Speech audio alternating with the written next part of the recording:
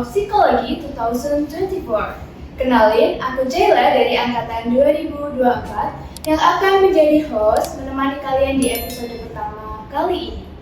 Tentunya, obrolan gak hanya seru tapi juga full of inspiration. Nah, sebelum aku memulai, aku mau nanya nih, gimana kabar kalian hari ini? Tentunya aku berharap kalian baik-baik aja ya dan bisa stay tune di podcast episode kali ini. Oke, jadi keep watching ya teman-teman. Oke, jadi hari ini kita akan membahas topik yang sangat dekat dengan kehidupan kita sebagai mahasiswa, yaitu tantangan dan cara mengatasi memimpin dalam organisasi. Jadi kita tahu ya bahwasanya kepemimpinan itu adalah pengalaman yang sangat berharga dan tentunya tidak serta-merta ya dan penuh dengan tantangan. Oke, di episode kali ini kita kedatangan narasumber yang sangat spesial. Kira-kira siapa sih gestarnya menurut kalian? Oke, jadi mari kita sambut saja Kak Raihan dan Kak Puji.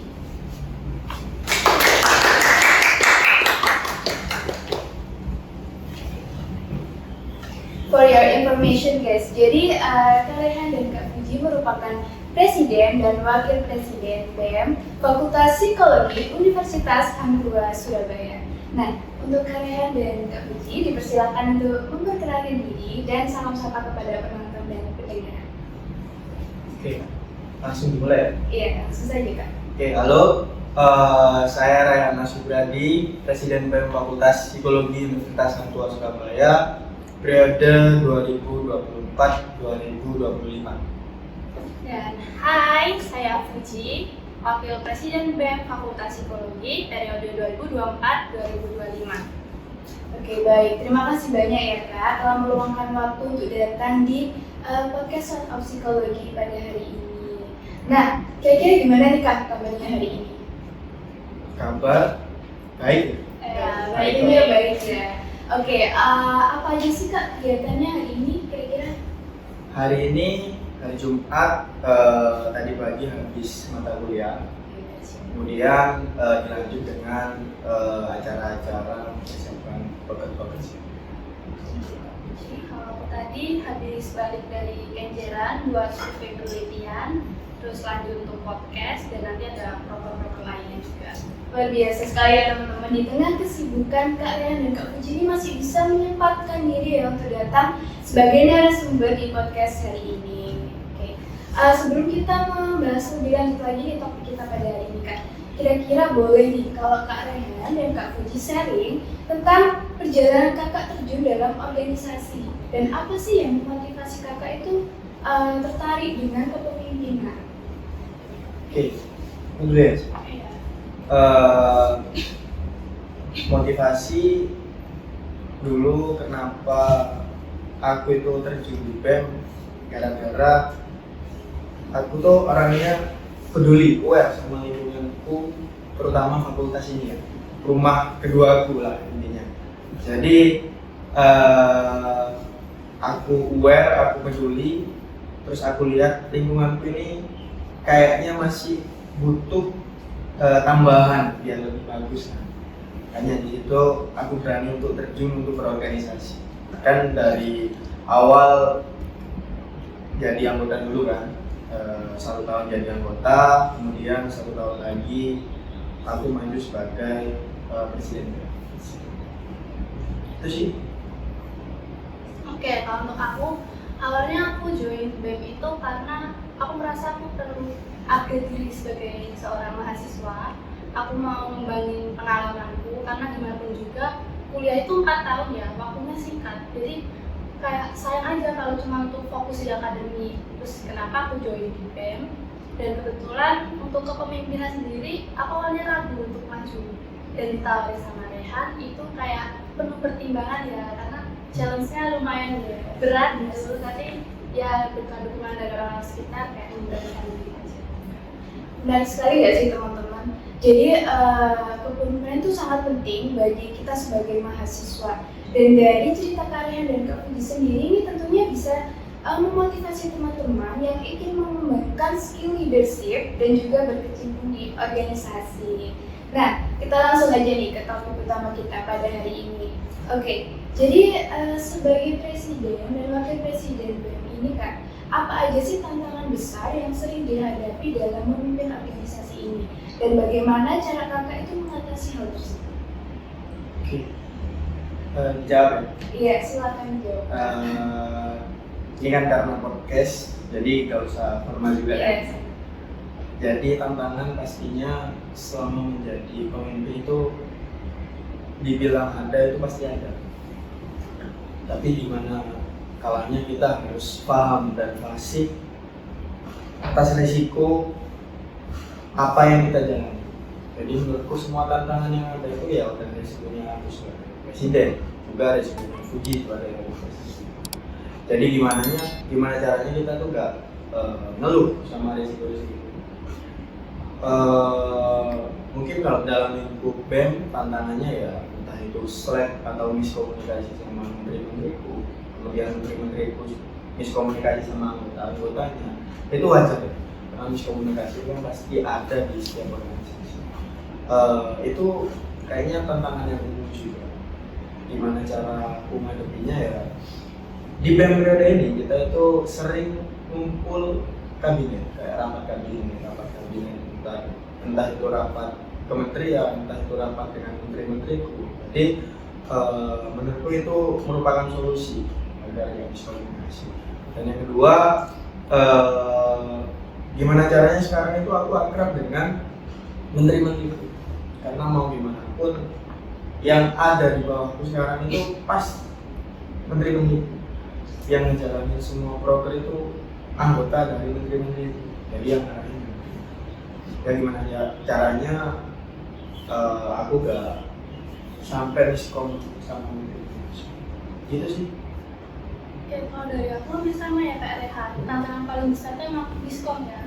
Karena gimana pun juga setiap anggota tuh punya pemikirannya sendiri-sendiri. Nyatuin banyak orang jadi satu pemikiran tuh emang gak gampang. Terus bisa jadi salah persepsi juga. Karena itu aku sama Rehan itu tipe yang kalau emang kita ada yang salah, kasih feedback ke kita, evaluasi ke kita, jangan sungkan. Karena gimana pun juga kadang bisa jadi aku sama Rehan tuh kayak ada hal yang kita lupa. Kita juga manusia biasa dan untuk itu kita jadi lebih mempersiapkan bonding mungkin ya antara anggota kita. Jadi bonding mungkin rapat, evaluasi, tapi juga nongki gitu, main bareng kayak yaudah ini tuh BEM, kita organisasi, tapi kayak jangan kaku banget. Kita di sini kekeluargaan, jadi kita harus saling memahami, saling mengenal satu sama lain.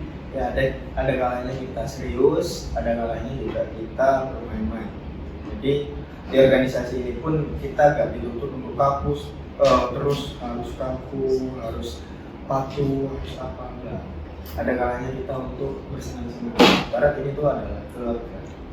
Juga kan tujuan BEM tahun ini kan yaitu mengembangkan dan membantu Fakultas Psikologi itu agar lebih maju di kalangan Fakultas Psikologi luar.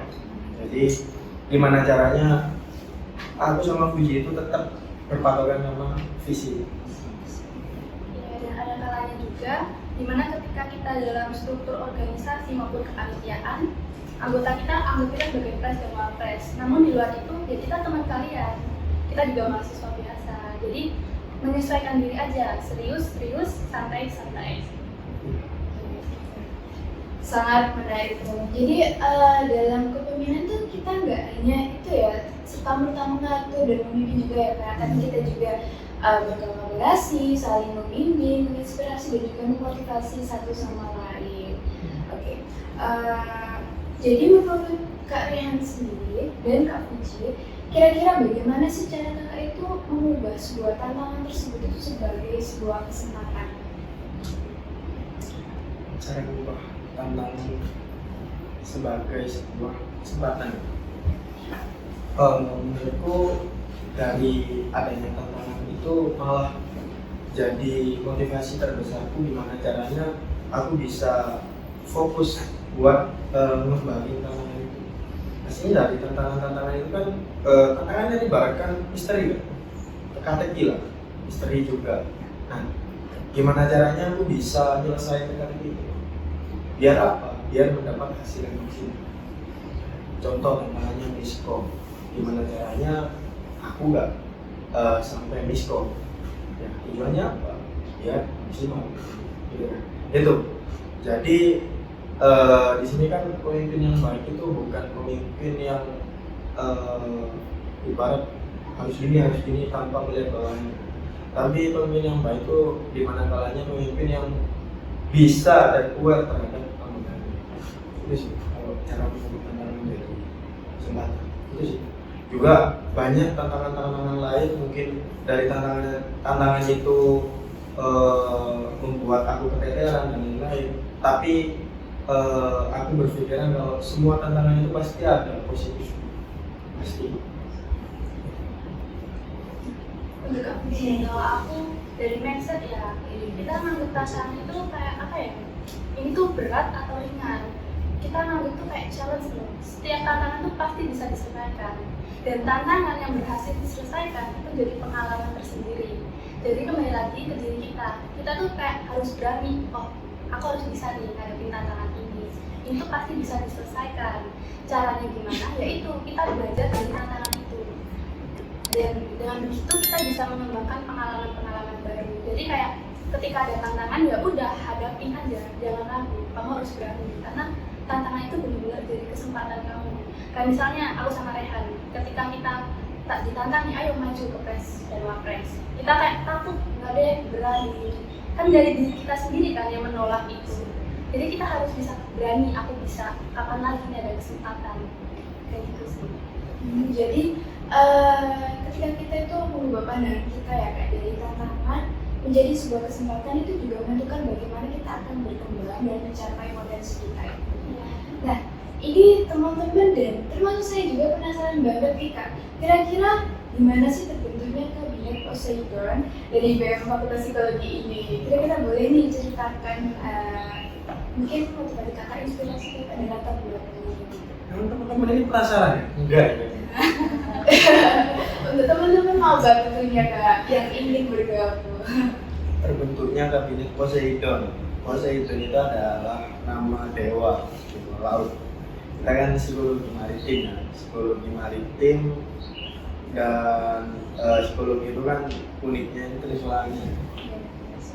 Jadi kita nyari tuh. Awalnya tuh aku tuh gini loh.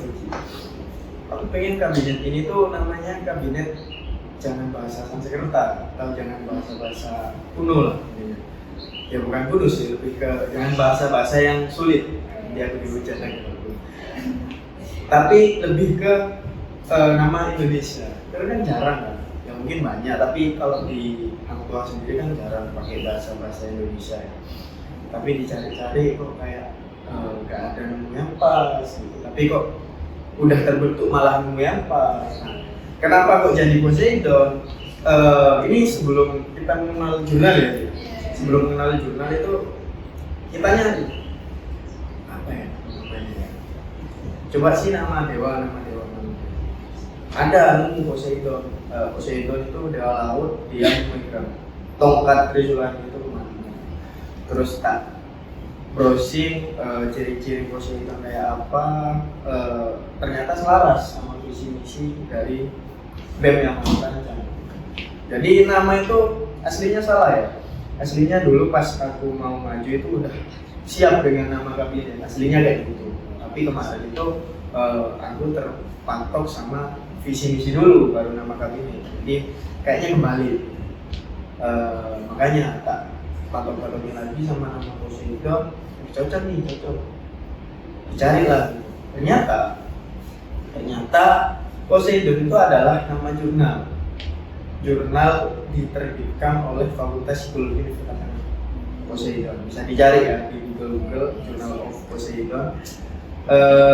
Itu perancang utamanya kalau nggak salah Bapak Lutfi ya. Jadi langsung aku tembusin ke Bapak Lutfi. Aku bilang, Pak, kita izin mengangkat nama jurnal Psikologi Poseidon itu menjadi nama kabinet. Apakah nggak apa-apa lah gitu.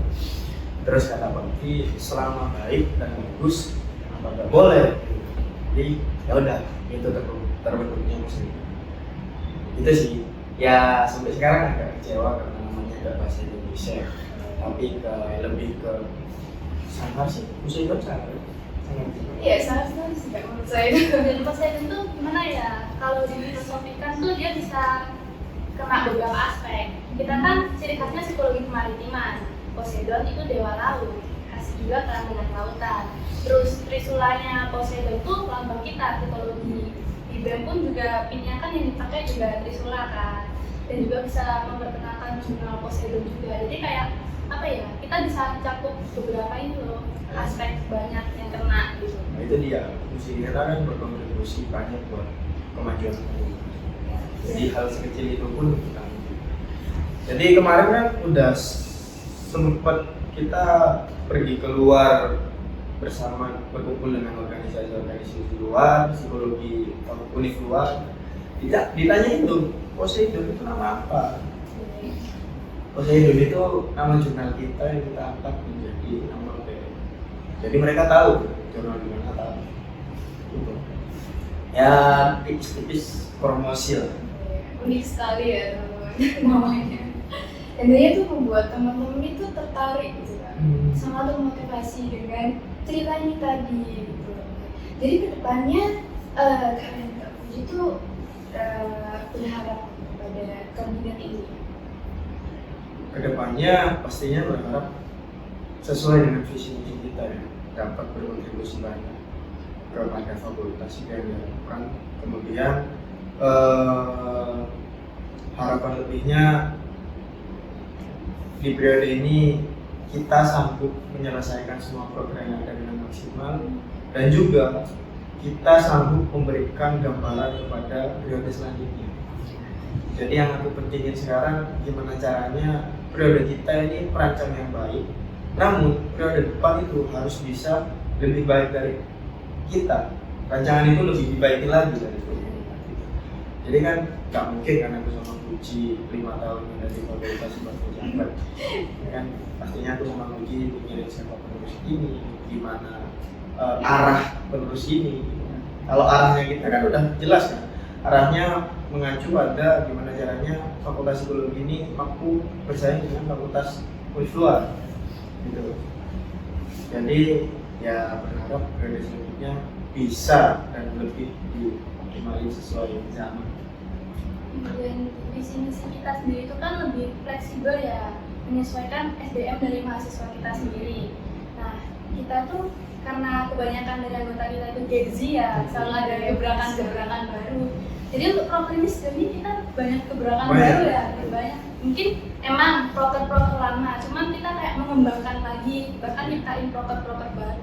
Jadi kayak apa ya, yang lebih sesuai minatnya Gen Z aja gitu. Jadi pemikirannya mahasiswa baru tentang BEM tuh kayak, BEM tuh kaku gini, enggak gitu. Kita lebih ada gebrakan-gebrakan yang mana kayak, asik nih di BEM, kayak gitu loh.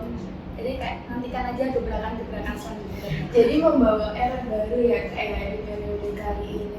Tentunya ini teman-teman calon pemimpin ini juga sangat insightful sekali ya. Jadi tunggu aja proker-proker dari BEM ini. Oke, boleh nih kalian ada Puji mengasih tips kepada teman-teman yang ingin mengembangkan skill leadership mereka dan bergabung di organisasi. Kira-kira apa aja sih yang harus disiapkan? Untuk mengembangkan skill pertama ya, nih ya, buat kalian tuh harusnya pede sih, dan percaya diri itu penting dalam seorang pemimpin. Semua orang itu bisa jadi pemimpin, tapi nggak semua orang itu berani jadi pemimpin. Jadi intinya kalian harus berani dan percaya bahwa diri kalian itu bisa jadi pemimpin dan bisa menerima risiko-risiko yang dihadapi seorang pemimpin. Jadi intinya kalian harus pede, kalian harus yakinin dulu resiko-resiko itu, entah itu kendala-kendala itu, masalah-masalah waktu itu. Kalian yakinin dulu, baru kalian berani buat gitu. Ya, kembali lagi ke mindset ya. Kita kan belajar psikologi nih, humanistik, dari humanistik. Nilainya itu ada pada diri kita, ya atau enggak. Jangan pernah ada di antara tengah-tengah. Iya, enggak, atau nanti dulu deh, bentar deh, tengah-tengah itu jangan pernah. Terus ketika kamu jadi pemimpin, kamu harus siap menerima kritik. Itu kayak membangun kamu. Jangan jadi pemimpin yang satu arah, kamu yang ngatur semuanya, emang kamu yang mengatur. Tapi gimana pun juga, kondisi di lapangan mungkin anggotamu yang lebih lihat, karena kamu lebih kayak pengawasnya. Jadi kamu juga harus menerima feedback balik dari anggotamu, kamu juga harus mendengarkan saran-saran. Ketika saran yang dirasa baik itu kalian boleh menerima, tapi yang dirasa oh enggak deh, ya udah. Karena sebagai pemimpin kalian harus punya visi misi. Jadi gimana pun juga saran itu jangan sampai melenceng dari visi misi kalian. Iya, juga hasilnya gampang ya jadi pemimpin. Semua pekerjaan itu yang paling gampang itu memimpin. Tapi dengan garis bawah, di mana kalian memimpin dengan porsi yang harus dilakukan seorang pemimpin. Kalau dibilang pemimpin itu tugasnya nyuruh-nyuruh, emang benar, tugasnya nyuruh-nyuruh. Tapi semua pemikiran itu ya berasal dari seorang pemimpin itu, yang menggerakkan. Ibarat kita merancang anggota-anggota kita yang melaksanakan itu. Hasilnya gampang. Yang bikin sulit itu karena kalian nggak bisa paham posisi pemimpin yang baik itu gimana. Gampang kok hasilnya seorang pemimpin nyuruh aja. Nah intinya itu nyuruh aja. Tapi tanggung jawab pemikiran itu harus ditanggung. Jadi kita harus memahami ya Kak bagaimana kepemimpinan yang baik. Untuk kalian yang begini, kira-kira pesan untuk teman-teman sekalian itu apa sih? Kesan dan juga kesan untuk podcast kali ini tentunya. Kamu dulu deh sih. Masih mikir ya kamu. Oke, pesan dan kesan ya untuk seluruh pendengar podcast ya yang melihat juga, kalian itu harus berani rubah mindset kalian. Kalian tuh harus berani nyoba hal yang baru. Kenapa? Karena gini loh, jangan hidup di dalam tempurung kelapa. Itu dunia itu luas gitu loh, banyak hal yang bisa kalian pelajari. Terus juga belajar di akademik aja tuh nggak cukup untuk membangun soft skill kalian. Karena di dunia kerja setelah kalian lulus nanti itu akan sangat berbeda dengan dunia perkuliahan. Karena perkuliahan itu kalian masih ada dosen yang mengingatkan, masih saling backup teman. Tapi ketika dunia luar nanti kalian tuh harus bisa survive sendiri. Nah, caranya survive gimana? Ya ini, di waktu perkuliahan itu kalian pakai untuk membangun relasi sama pengalaman kalian. Karena kalian tuh bisa ningkatin soft skill kayak public speaking terutama. Public speaking itu sangat penting ya, karena apa? Itu bisa jadi terutama psikolog ya. Kita harus bisa ngomong nih sama klien kita gimana, cara buat klien kita nyaman. Terus apa ya? Dengan adanya public speaking itu jujur sangat-sangat membantu untuk kita berkomunikasi. Lah, caranya gimana? Dulu tuh aku nggak bisa public speaking, aku penakut. Tapi ketika aku join BEM, terus proker pertama yang aku join itu jadi MC-nya Dewa Dewi. Pertama tuh aku mikir, aduh aku nggak pernah MC nih, aku takut, aku nggak bisa bicara di depan umum. Aku aja presentasi dulu tuh gemeteran. Terus aku jadi ini tuh peluang, kayak kapan lagi nih aku dapat kesempatan ini. Terus dengan adanya MC itu aku latihan, latih artikulasi, terus intonasi bicara aku tuh gimana. Terus ketika akhirnya presentasi di kelas tuh juga dijadiin ajang buat latihan. Akhirnya sekarang tuh ketika ada tanya jawab kayak gini, terus presentasi ataupun hafalan tuh kayak aku lebih pede gitu loh. Terus ketika ngomong di depan umum pun kayak ya udah ngomong aja, apa yang ditakutin. Yang penting tuh berani dulu. Terus kamu harus apa ya? Selain berani tuh rubah mindset kamu tentang nanti diomongin jelek, nanti hasilnya gimana? Hasil itu sesuai dengan usaha kamu. Usaha nggak pernah mengkhianati hasil. Ketika hasilnya kamu rasa masih kurang, enggak deh, enggak 100%, enggak sesuai harapanku, nggak apa-apa, belajar lagi, belajar dan belajar. Karena apa ya, belajar itu bisa mengembangkan banyak hal gitu loh. Kamu juga sambil mengevaluasi dirimu, itu aja sih. Kayak jangan pernah takut, kamu harus berani, harus selalu belajar, terus mendengarkan pendapat orang lain. Jadi kamu juga harus menerima feedback, gimana menurutmu, udah bagus belum? Ketika ada yang kurang, perbaiki. Itu sih kan. pesan-pesan ya, bagus sih. Dan bisa nih. Ya, pesan-pesan buat kalian ya, calon pemimpin di masa depan. Ya kalian harus bisa aware lah sama lingkungan yang kalian tempati saat ini. Jadi pemimpin itu aslinya berasal dari seseorang yang benar-benar peduli, aware. Mereka itu sangat-sangat peduli sama lingkungan sekitar. Jadi misalnya ya intinya kalian peduli dulu. Nah dari kepedulian kalian itu pasti ada keinginan untuk berubah. Nah tapi kan mahasiswa sekarang itu emang ada keinginan berubah, tapi untuk melaksanakan itu masih kurang. Indonesia Emas itu kan dimana orang yang mampu melaksanakan Indonesia Emas. Nah, jadi dari pemikiran kalian itu aplikasikanlah. Dari awalnya peduli, ada keinginan, nah lalu jalanin. Itu buat para calon pemimpin sih. Jadi kalau kalian emang berniat, kalau kalian emang minat, dan kalau kalian emang mau menjadi seorang pemimpin, ya pedulilah sama lingkungan kalian terlebih dahulu. Peduli dalam arti bukan mengomentari, namun memperbaiki. Ya komentar tahu, tapi komentarlah dengan diri Anda sendiri. Perbaikilah dengan orang lain. Jadi itu berkesinambungan. Orang yang peduli itu pasti orang yang tahu problem-problem yang ada di lingkungan sekitar. Kalau bukan kalian siapa lagi? Kalau bukan kalian siapa lagi? Itu yang harus dilakukan. Kemudian ya itu kalian harus percaya diri pasti. Seorang pemimpin itu adalah seseorang yang percaya diri. Tingkat percaya dirinya itu 100% ya. Pemimpin. Ya jadi seorang pemimpin itu bukan harus menjadi presiden, terus harus menjadi camat, gubernur, bukan. Jadi seorang pemimpin itu di mana kalian itu bisa menggerakkan dan bisa menjadi contoh sama lingkungan. Itu udah dikatakan pemimpin. Dan iya, hal kecil pun kalian udah bisa jadi seorang pemimpin. Dari hal-hal kecil kalian bisa dianggap pemimpin, kalian pasti bisa dianggap pemimpin di hal besar. Terus misalnya ya itu jarang sih orang-orang yang mau aware sama lingkungan. Dari itu ayolah buka. Kalau bukan kalian itu pikiran kalian itu dibuka. Kalau bukan kalian itu siapa lagi? Kalau bukan kita generasi muda ini yang diharapkan sama Indonesia maju ini, siapa lagi? Jadi semangat sih, aware lah sama lingkungan kalian.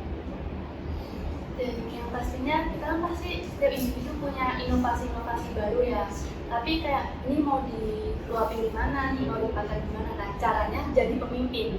Dengan kalian jadi pemimpin, kalian tuh bisa mengaplikasikan inovasi-inovasi yang ada di pikiran kalian. Jadi jangan cuma di dalam pikiran, tapi lakukan. Jadi dengan cara yang tepat sebenarnya kita bisa ya mengubah semua rintangan itu untuk mencapai potensi ya, dan sebagai pengembangan diri teman-teman sekalian. Jadi ini udah saatnya ya, apalagi kita sebagai mahasiswa mengubah mindset kita lebih terbuka, jadi lebih memberani membuka diri untuk aktif, contohnya aktif dalam organisasi atau dalam hal kecil misalnya kayak aktif di kelas nih teman-teman. Jadi tantangan itu kayak sifat alami ya dari hidup, jadi kita nggak perlu takut dan menghindari hal tersebut. Jadi kayak let's just face it right, jadi kayak kita harus menghadapinya gitu ya kayak. Ya. Dan juga di saat kalian nantinya udah menjadi seorang pemimpin, tolong tujuan kalian itu diubah. Bertujuanlah sebagai dimana kalian berhasil menjadi seorang pemimpin. Pemimpin di sini tuh bukan ajang memamerkan diri, tapi dimana ajang pikiran kalian itu diadu sama pemikiran pemimpin lain tanpa menjatuhkan. Ini kan banyak kan sekarang pemimpin yang menjatuhkan pemimpin lainnya untuk nama. Sedangkan di sini pemimpin yang baik itu bukan di mana orang yang memajukan namanya, tapi kinerjanya dan prestasinya. Ya tingkatinlah prestasi kalian. Prestasi itu bukan cuma akademik, tapi apa selama kalian menjabat sebagai pemimpin itu apa yang kalian kasihkan, apa yang kalian hasilkan, itu yang penting. Jadi tahulah batasan-batasan apa yang harus dilakukan seorang pemimpin, apa yang harus dibenahi seorang pemimpin, kemudian apa yang harus dijauhkan sama seorang pemimpin. Ini sih pasti kan teman-teman tuh kenapa ragu, satu tuh karena mereka lebih kayak nggak tahu kan. Nah justru karena nggak tahu, nggak paham, masuk di dalamnya biar kalian tahu. Karena kalau kalian nggak pernah masuk ke dalamnya, kalian nggak akan pernah tahu. Jadi kalian harus masuk, harus terjun biar kalian tahu. Jadi kayak oh ini loh ternyata. Jadi jangan berangkat dari aku nggak tahu. Jadi karena aku nggak tahu, aku penasaran, aku harus masuk. Maksudnya seperti itu. Jadi kesimpulannya ya teman-teman, di sini kita menekankan gimana sih cara mengatasi rintangan-rintangan tersebut dan juga bagaimana cara kita tuh bisa memperbaiki kita bergabung di organisasi, terus mengembangkan skill leadership juga karena itu sangat-sangat penting ke depannya ya teman-teman. Betul sih. Ini kata-katanya alumni Mas Nata ini motivasi banget buat aku. Beliau bilang kalian hidup itu harus menentukan arah bukan itu. Saat kalian menjadi seorang pemimpin pun arah mana yang akan kalian mencapai, bukan kecepatan selama kalian menjabat, kalian berfoya-foya atas jabatan kalian itu di arahnya. Itu sih.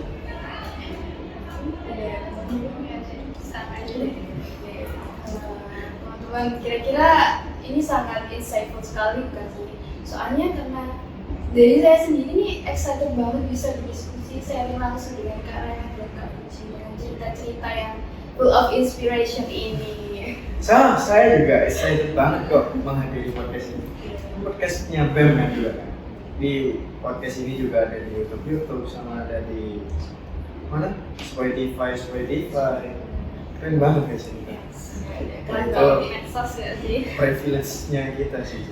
Tapi terima kasih ya panitia udah mengundang kita di acara podcast ini. Ya semoga podcast ini bisa menjadi relasi yang baik ya, bagi kaum milenial zaman sekarang, Gen Z zaman sekarang, bisa menambah motivasi atau pelajaran. Ya kita sama-sama belajar. Aku menyiarkan apa yang aku dapatkan, ya aku juga belajar dari kalian. Jadi di sini aku sebagai orang yang belajar juga. Aku sama Budi di sini sama-sama belajar juga. Gitu. Jadi gak ada seseorang yang di sini itu dia paling tahu lah, paling menggurui. Semua orang itu sama-sama belajar. Soal privilege juga ya buat kalian yang mungkin masih kayak takut menjadi maju pres wapres tahun depan atau tahun depannya lagi. Privilege pres wapres tuh banyak banget. Salah satunya ini pasti kalian dicari. Kayak pasti apalagi dosen-dosen mengenal kalian itu sangat-sangat privilege ya buat aku sendiri.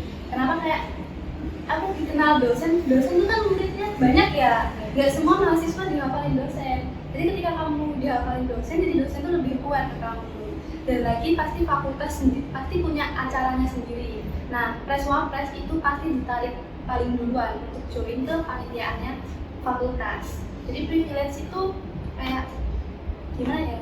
Kalian buka jalan kalian sendiri nih dengan jadi pemimpin gitu. Jadi penting banget ya kan dari sekarang, apalagi maba ya membangun kayak relasi dengan dosen, kakak tingkat, dan juga alumni. Iya sih, maba juga yang tahun ini kayaknya pemikiran-pemikiran mereka itu bakal menjadi pemikiran yang bagus sih untuk maba ya. Jadi ya semoga di tahun kalian atau kalian itu bisa menjadikan contoh adik-adik kalian. Itu sih. Jadi teman-teman pada obrolan kita pada hari ini nih, aku berharap banget dari pembahasan ini bisa bermanfaat bagi teman-teman dan juga kalian itu bisa menerapkan apa yang telah tips-tips dari Kak Puji dan cerita-ceritanya itu jadikan sebuah inspirasi dan motivasi kalian untuk berkembang lebih lagi, lebih maju dan juga skill-skill kalian yang harus dikembangkan juga. Nah, sepertinya nih teman-teman, obrolan kita sampai di sini sangat disayangkan sekali. Dan tentunya jangan khawatir karena masih akan ada episode selanjutnya dan juga akan bertemu dengan aku lagi nantinya. Jadi saya sangat mengucapkan terima kasih banyak untuk Kak Rehan dan Kak Puji yang sudah meluangkan waktu hadir di Sonora sekali.